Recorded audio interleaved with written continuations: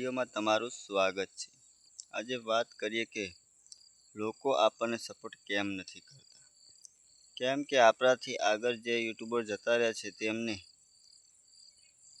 Channel ઉપર લગભગ 3 million 4 million એવા સબસ્ક્રાઈબર છે અને વિડીયો તરત જ અપલોડ કરે તરત જ યુટ્યુબમાં દેખાય અને સબસ્ક્રાઈબરો તરત જોવા મળે છે। કેમ કે આપણને વિડીયો મૂકતા નથી આવડતું અને વિડીયો બનાવતા પણ નથી આવડતું। જે છે તે એડિટિંગ ઉપર હોય છે અને એડિટિંગ જો સારી રીતે કરો તો તમારો વિડીયો જરૂરથી લોકો જોશે।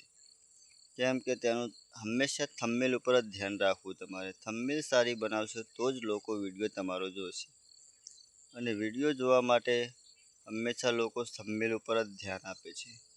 તો હંમેશા થંબનેલ એવું બનાવો કે લોકો તમારું થંબનેલ જોઈને જ તમારો વિડીયો જોવા માંડે અને દરેક લોકો એવું જ વિચારે છે કે જે મોટા યુટ્યુબર હોય તેમનો વિડીયો સારો હોય છે અને સારો વિડીયો જોવા માટે તે વિડીયો જોવે છે અને આપણા જેવા નાના યુટ્યુબરોને કેમ નથી જોતા એનું કારણ એ જ કે નાના યુટ્યુબરોમાં એમ કે એટલું બધું ફોકસ ના કરે અને તમને વિડીયો બનાવતા ના આવડતું હોય એવું બધું વિચારી અને પબ્લિક તમારો વિડીયો નથી જોતું। તો હું એટલું જ કહું છું કે લોકો તમને યુટ્યુબરમાં વિડીયો બનાવતા ના આવડતું હોય તો કશો વાંધો નહીં।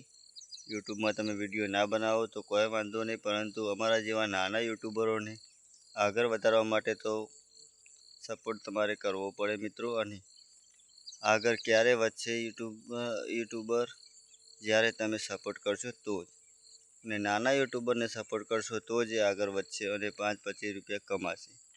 તો એટલું સમજી લો મિત્રો કે તમે પણ વિડીયો બનાવો, તમને કોઈ ના નથી કહેતું, પરંતુ નાના યુટ્યુબરોને તમે સપોર્ટ કરતા રહો અને બને તેમ વિડીયો આગળ વધારજો અને હંમેશા નાના માણસને સપોર્ટ કરવો જરૂરી છે। મોટા માણસ તો તમારે એમ કે મજરે આવે કે ના આવે, પણ નાના માણસ હંમેશા મજરે આવે છે તેવું વિચારીને લોકોનો વિડીયો જોવો। કોઈ બી યુટ્યુબર નાનો હોય તો એનો વિડીયો ખાસ જોવો અને બીજાનો વિડીયો જોવા કરતાં નાના યુટ્યુબરનો વિડીયો જોવો, તેમનો વિડીયો જોવો અને પછી ખબર પડશે તમને કે તે કેવો વિડીયો બનાવે છે અને વિડીયો જોયા પછી તમને એવું લાગશે કે નાના યુટ્યુબર જ સારો વિડીયો બનાવે છે।